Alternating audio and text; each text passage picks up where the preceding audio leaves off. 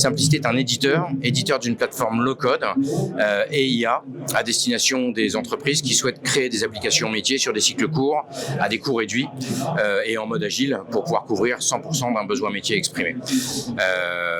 Simplicité est agnostique à l'infrastructure technique, c'est un des gros points forts, et ça veut dire que le client va choisir son mode d'hébergement, que ce soit sur le cloud ou on-premise. Et nos clients sont des très grands comptes de type ministère des Armées, ministère de l'Intérieur, ministère des Finances ou BNP, Aegis, Crédit Agricole, BPI, AFD. Alors, c'est un de nos grands points forts, clairement. Simplicité, la promesse, c'est justement de couvrir 100% d'un besoin client. D'accord ? Donc, dès que le besoin, il est modélisable, pour nous, c'est la pierre angulaire, en fait, de la réponse aux besoins métiers, il rentre dans la plateforme Simplicité. Par contre, on ne va pas se positionner sur des choses qui sont trop spécifiques, sur lesquelles Simplicité ou l'approche low-code ne va pas apporter toute sa valeur. C'est pour ça aussi que le client est très satisfait de la relation qu'il a avec nous, c'est que quand ça correspond pas, on va pas lui dire oui je sais faire alors que ça correspond pas. Donc cette capacité de réponse, cette proximité qu'on a aussi, on est une petite structure, donc on a une très forte proximité client. L'expérience qu'on a nous permet de comprendre un besoin métier dans sa globalité et de vérifier une éligibilité pour avoir une réponse adaptée à 100% aux besoins du client. Pour implémenter Simplicité, je suis éditeur qui s'adresse à des partenaires intégrateurs plutôt, d'accord ? Donc je suis pas une solution pour des citizen développeurs. Alors c'est un peu moins vrai maintenant avec l'arrivée de l'IA Gen, et des serveurs MCP, puisque les métiers vont pouvoir maintenant créer leurs applications en promptant. Mais quand même, on veut que l'humain reste dans la boucle, human in the loop, comme on dit. Ça veut dire que même si le métier est prompt, il va falloir qu'un professionnel de l'informatique vérifie, surveille, corrige et vérifie que c'est soit correctement fait par le LLM. Donc l'appropriation, elle n'est pas si simple, elle n'est pas compliquée, mais elle n'est pas si simple non plus parce on veut avoir des applications qui soient sécurisées, scalables, robustes, industrielles, fiables, et donc il faut quand même des compétences techniques. Il y a une montée en compétences qui est non négligeable. Alors au niveau usage, c'est très très simple puisque les écrans qui sont générés pour les applications sont des écrans complètement génériques sous forme de type écran web. Donc n'importe quel utilisateur va retrouver ces petits parce qu'il aura des listes, des formulaires, des boutons d'action. Voilà, c'est comme toute application de type web. Tout le monde va sur Internet, donc tout le monde sait utiliser les applications Simplicité. Alors en termes de support client, c'est une de nos grosses forces aussi. On est très en proximité de nos clients. Donc nous, on s'adresse à des professionnels de l'IT, de l'informatique, et on va être principalement en support niveau 3, d'accord, sur des expertises très pointues sur le produit. Et c'est plutôt nos partenaires intégrateurs ou les DSI internes, ou les clients eux-mêmes qui vont faire le support niveau 1 et 2, c'est-à-dire à l'usage. En général, donc on a un forum, on a des outils pour poster des demandes.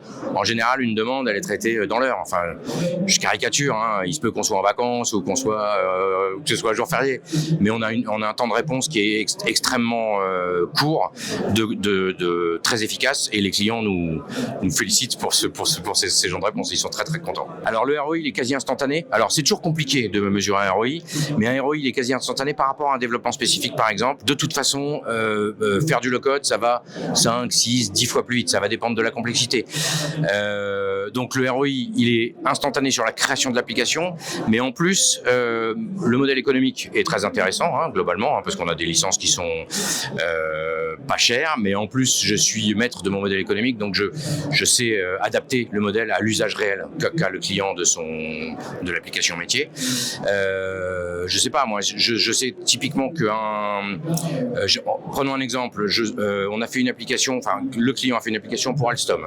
C'est vieux, donc j'ai le droit de le dire. Elle est plus en production. C'était une application de gestion du système d'information. Le ROI, il a été de 15 millions d'euros en 18 mois d'économie.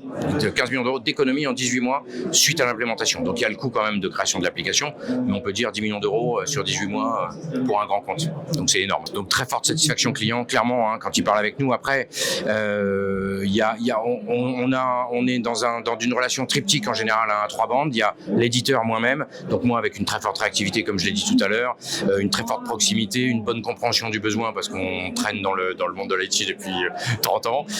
Après, il y a un intégrateur ou pas d'intégrateur. Donc là, la relation entre le client et l'intégrateur sur tout ce qui est applicatif, paramétrage, je la maîtrise pas. Par contre, l'intégrateur nous sollicite, on a les mêmes temps de réponse vis-à-vis de l'intégrateur. Donc si l'intégrateur est sollicité, il nous sollicite, le temps de réponse est le même.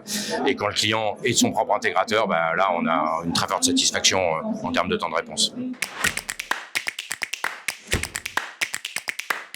Des avantages, on en a énormément. Donc, c'est déjà d'aller beaucoup plus vite, de couvrir 100% d'un besoin métier. Alors, je vais dire que c'est le même avantage, parce que c'est la promesse du low-code. Cette proximité client et notre taille notamment, et la proximité client est un gros avantage qu'ont les clients parce qu'ils ont accès directement aux décideurs aussi chez nous. C'est pas anodin, c'est vraiment un avantage. Si ça va pas, c'est les décideurs qui décident des actions à prendre. Le coût, le modèle économique qui est très intéressant aussi. Et puis l'agnosticité à l'infrastructure et aux besoins métiers, c'est-à-dire que le client est libre de tous ses choix de couverture, ses choix d'hébergement, tous ses choix. En termes d'inconvénients, alors il y a 2 inconvénients majeurs.